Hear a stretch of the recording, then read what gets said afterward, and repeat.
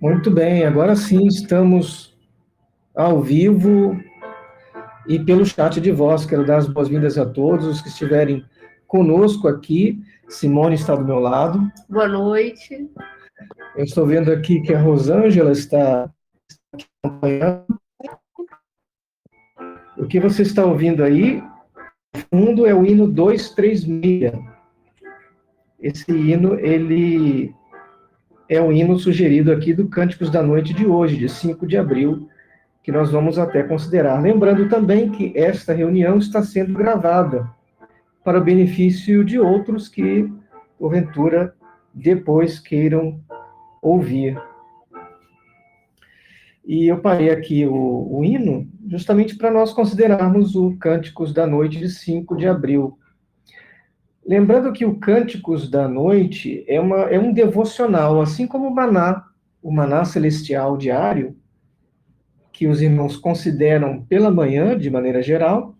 O Cânticos da Noite é um devocional para fechar o dia. E também tem sido considerado pelos irmãos. Ele tem um hino, alguns irmãos se reúnem para cantar o hino juntos, e eu acho interessante o devocional de manhã. E o que eu gostaria de considerar com vocês brevemente, nesses minutos, tem que ver com esse tema de hoje, que é baseado no Salmo 42, 8, que diz assim: de dia o Senhor ordena a sua bondade, e de noite a sua canção está comigo. Eu vou pedir à irmã Simone para ler para nós, e depois vamos fazer algumas considerações. Se não estamos prontos para louvar a Deus onde quer que estejamos e com nossas condições e circunstâncias atuais, provavelmente não o louvaríamos se estivéssemos em circunstâncias diferentes e nossas condições fossem exatamente as que nos parecem mais desejáveis. Daniel podia dormir melhor na cova dos leões do que Dario no palácio real. Quem não consegue descansar na cova de um leão, quando esse era o lugar que tal devia estar, não conseguiria descansar se fosse transferido para um palácio. É o eu da pessoa que deve ser mudado, não suas circunstâncias ou posses, para que tenha um coração transbordando de alegria e louvor. Obrigado, irmã Simone. Então, nós acabamos de considerar agora, ler agora, o Cânticos da Noite de 5 de abril, que faz algumas observações interessantes. Eu estava até conversando com a Simone aqui, antes de iniciar essa reunião por chat de voz, que está sendo gravada para o benefício dos demais irmãos, essa frase aqui, que até já ouvimos anteriormente, que diz assim, já vou pegar aqui, olha.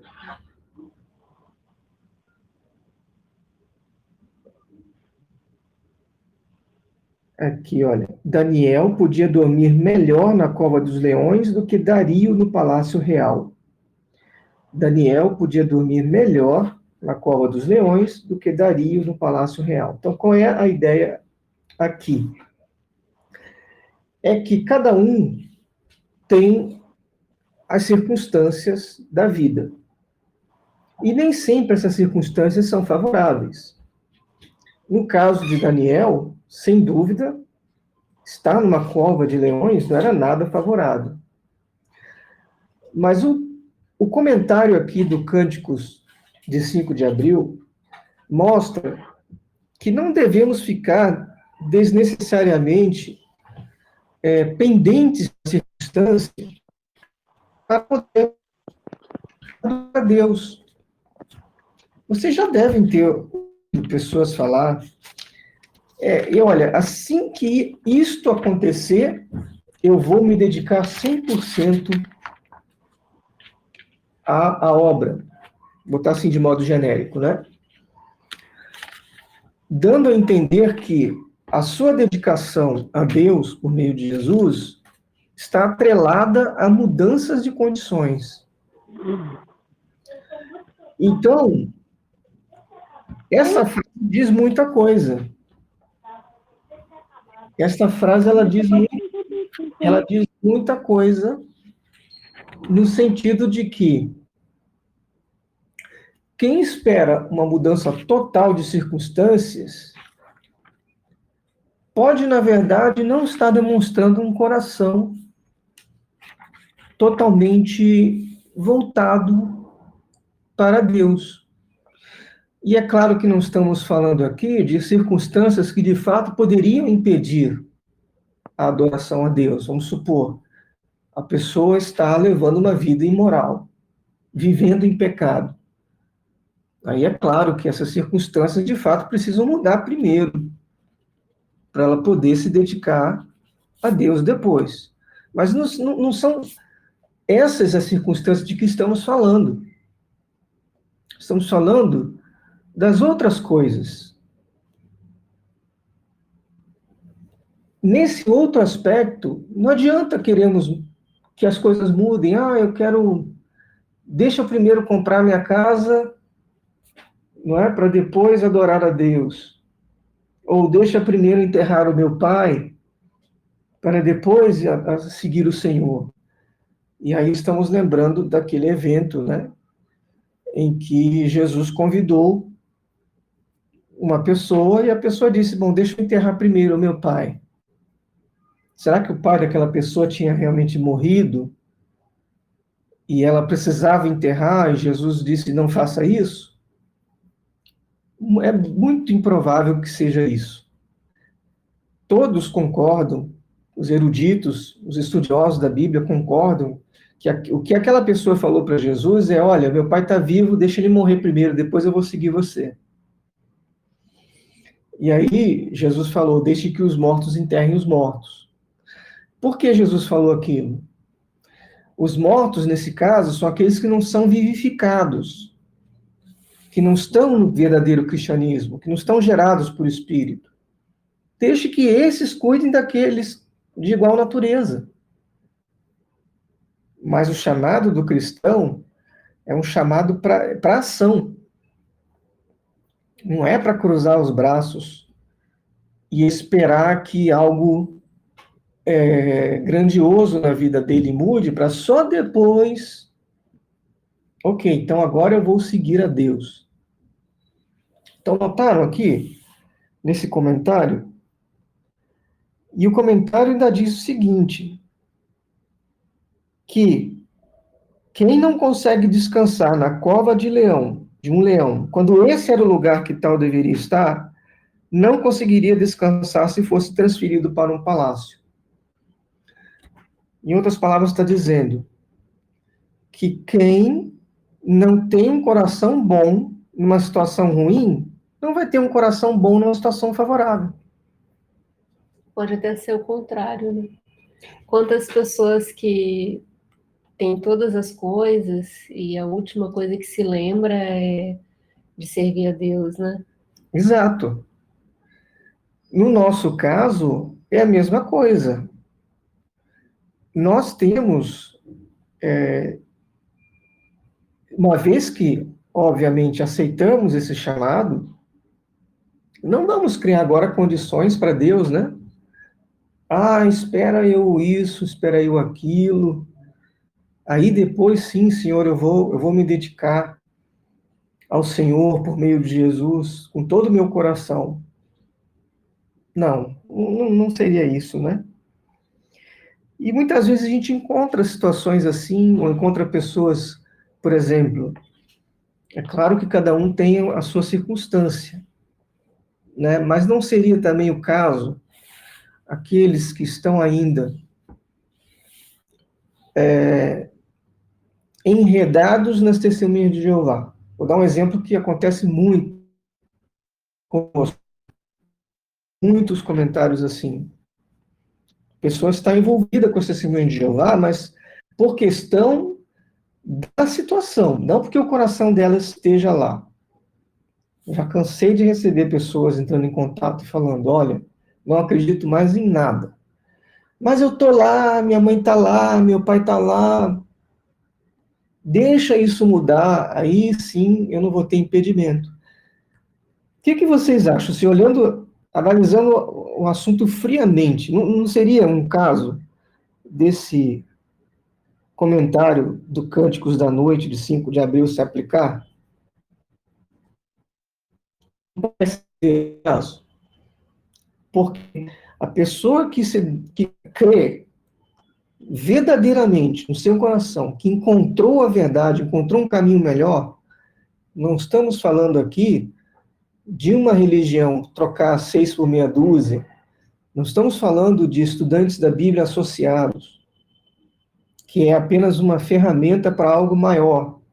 Esse algo maior é o seu relacionamento com Jeová por meio de Jesus, sem intermediário. Mas uma vez que você encontra esse relacionamento, o que impede? Será que são circunstâncias? Será que no fundo tem esse dilema no coração? Não, eu quero, eu creio, mas não posso, porque não quero pagar o preço. É porque tem um preço a pagar. O ostracismo é um preço muito grande para ser pago. A verdade é essa. Mas o que foi que Jesus falou? Né? Que quem amar mais pai e mãe do que a mim não é digno. Não é digno de ser meu seguidor. Então fica aí palavras, né, para nós meditarmos, se estamos a caminho da consagração, se chegamos a um ponto de, não, de fato, eu creio que o certo é adorar a Jeová por meio de Jesus, sem intermediário, sem uma organização religiosa. Ou eu vejo valor em apoiar esse ministério dos estudantes da Bíblia, um ministério que é descentralizado e é apenas uma ferramenta para que eu possa conhecer mais sobre a verdade e me apegar ao Pai Celestial. Então, se esse é o caso, será que você é um Daniel numa cova dos leões e ainda assim tem aquele coração puro para com Deus, ou você é um Dario que está num palácio, mas ainda assim não tem um coração puro para com Deus? Note que aqui são perguntas de retórica. Eu não estou pensando em ninguém, não estou dando recado para ninguém. Simone. E isso me faz lembrar até, eu já conheci 3 pessoas, né, entre os irmãos que tiveram câncer, e a frase que eu ouvi dos 3 foi que, bom, eu não posso esperar só o que é bom da parte de Deus, né, mas que Ele permita, e eu acho que isso tem muito a ver com fé e com uma visão muito clara do mundo em que nós estamos vivendo e que isso aqui é temporário. Entender que nós estamos em carne e que essa carne ela vai sofrer, como ele está hoje, ele não vai continuar, as coisas como estão hoje não vão continuar. A gente está vivendo aí uma pandemia mundial para mostrar que nós não temos controle de nada. Então, se esperarmos a melhor condição, ela não vai vir para ninguém, né? Porque mesmo que a gente tenha, por exemplo, todas as coisas materiais, mas e se você ficar doente, né? Ou se uma outra coisa, enfim, acontecer, né? Tem tantos problemas que podem surgir, né, de um dia para o outro. Então, a primeira coisa que tem que estar fortalecida é essa relação com Deus. Porque se ela for a base, aqui tem o exemplo de Daniel, por exemplo, né? Que ele foi jovem ainda para um outro lugar, né? Foi para a Babilônia, né? E ele, bem jovem, ele já tinha consciência de a quem ele servia. Tanto é que ele não se misturou com as coisas dali, que eram, entre aspas, materialmente melhores do que as que eles estavam acostumados, né? E aí ele fortaleceu a relação dele com Deus até a velhice, Nessa situação em que ele foi jogado na cova dos leões, ele era um homem íntegro, né? Foi uma traição exatamente que fizeram com ele, né? Para que isso acontecesse, para que ele fosse morto. Só que o tiro saiu pela culatra, né? Porque a relação dele com o Pai Celestial é que deu a ele a chance de continuar vivendo, porque ele tinha trabalho a continuar fazendo. Tanto é que depois disso é que ele fez muitos relatos proféticos ainda, né? Registrados no livro de Daniel. Então é se colocar nas mãos de Deus. É assim que eu vejo essa questão. Não estou dizendo que é fácil, não é fácil, Não, né? não, nunca é. Nunca é fácil. A pessoa, quando passa um problema, ela vai reagir. Emocionalmente, nós ficamos abalados, nós somos carne, humanos. Jesus, a noite em que ele foi entregue, aquilo diz muito sobre o que é a aflição de continuar fiel embaixo de pressão, embaixo de ansiedade, né? Então, sim, nós vamos sentir. Mas essa segurança de estar nas mãos de Deus pode nos acalmar, pode nos ajudar. Exato. Então, e uma vez que nós pensamos em consagração, consagrar é entregar o seu tudo. A palavra consagrar tem essa conotação mais profunda que a palavra dedicação não tem. Que as testemunhas de Jeová mudaram, né? Antigamente usavam o termo consagrado, consagrar, que é entregar para serviço sagrado. A dedicação não necessariamente. Você pode se dedicar a uma organização religiosa, como é o caso das testemunhas de Jeová, e ainda E assim daí não ser você consagrado dedica, a é Deus. interessante isso que você falou, falam de dedicação, é dedicar o tempo, dedicar parte do seu dinheiro, seus recursos, mas quando fala consagração, ela está falando de vida, do seu corpo carnal, Seu tudo, né? sua prioridade passa a ser o reino de Deus. Jesus não falou à toa sobre colocar em primeiro lugar, é primeiro lugar. Primeiro Exato. lugar é tudo, ou seja, você fica em segundo, né? Interesses. Inclusive, tem um termo que os estudantes da Bíblia costumam usar desde a época do irmão Russell, que é o seu pequeno tudo. Né? É consagrar o seu pequeno tudo. Porque o nosso tudo, em comparação com o que Deus promete dar em recompensa, é pequeno. Uhum. Né? Mas envolve a nossa vida, nosso tempo, nossos recursos, nossas habilidades.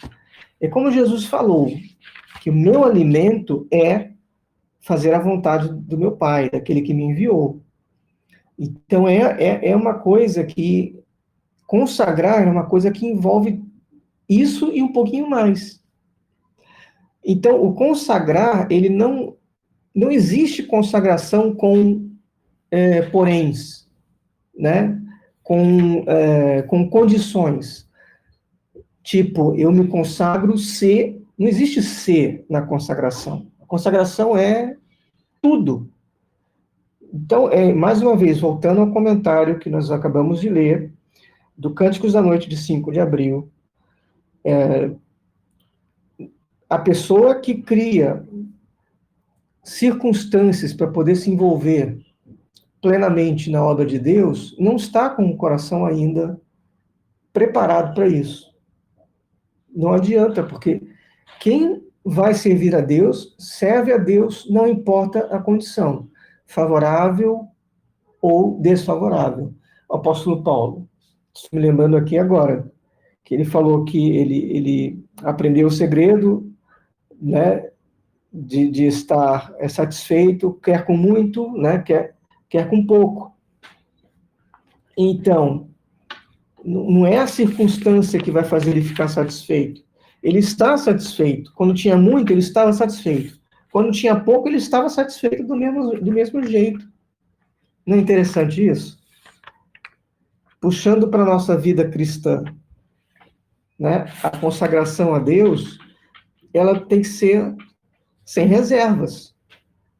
Eu não preciso de uma situação ideal para isso, salvo, voltando aqui ao que já falamos antes, de situações que realmente podem impedir a consagração de alguém. Por exemplo, uma situação em que a pessoa está vivendo uma vida que não é cristã. Aí ela precisa mudar aquilo primeiro. É aí que a cristandade, o igrejismo, eles às vezes distorcem isso.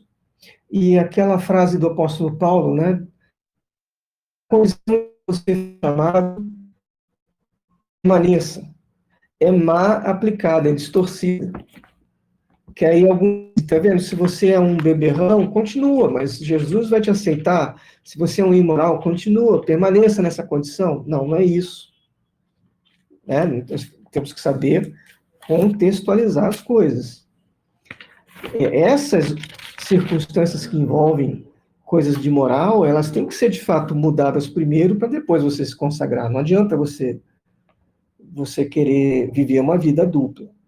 Novamente, estamos falando de outros tipos de circunstância. Você quer ler esse texto de Paulo? Pode ler. Eu acho tão Desculpe. interessante. Então, o apóstolo Paulo é Filipenses, capítulo 4, os versículos de 11 a 14. Diz assim: não estou dizendo isso porque esteja necessitado, pois aprendi a adaptar-me a toda e qualquer circunstância. Sei o que é passar necessidade, sei o que é fartura.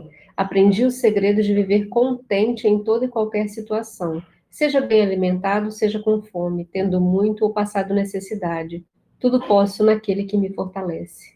Muito bonito, né? Então, é essa a situação, né?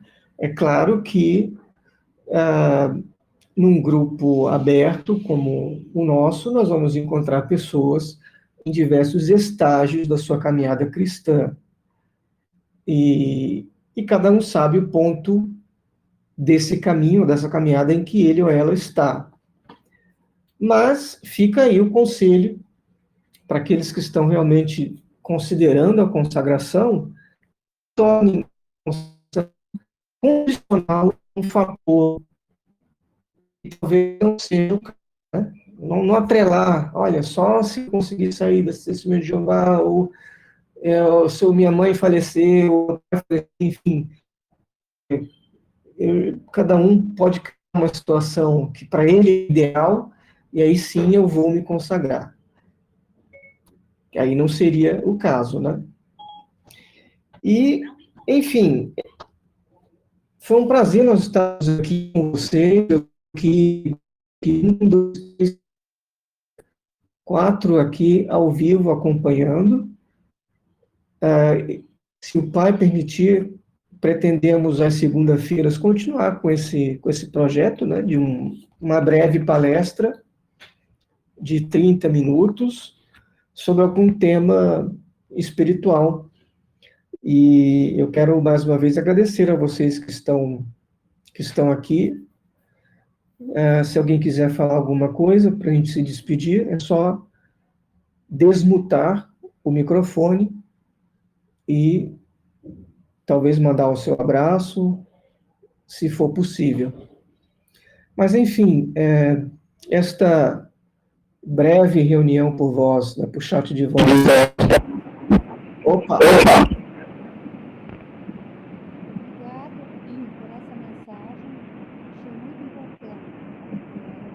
Obrigado.